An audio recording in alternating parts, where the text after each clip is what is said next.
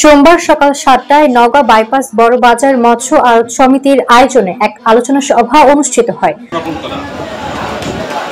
এবং তাদের পক্ষে কাজ করায় তাহলে দেখা যায় ভোক্তার কাছে মানুষের কাছে কিন্তু মাছ পৌঁছাবে।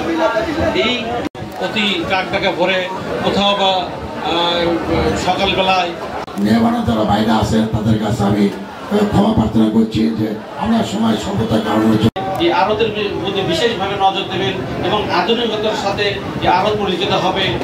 আপনারা একটা হালাল রুজির মাধ্যমে মানুষের আমিষের চাহিদা আপনার তোমার কাছে আপনারা নিয়ে চলে যাবেন।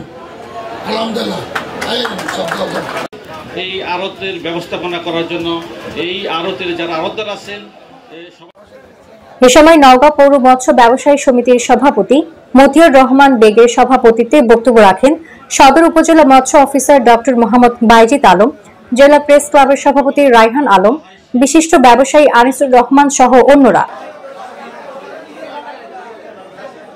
আয়োজকরা জানান, নওগাঁ শহরের পৌর মাছের আড়তের স্থানটি তুলনামূলক ছোট হওয়ায় মাছ চাষিরা মাছের গাড়ি নিয়ে সহজে আসা যাওয়া করতে পারে না। যানজটের কারণে গাড়িগুলো আটকা পড়ে।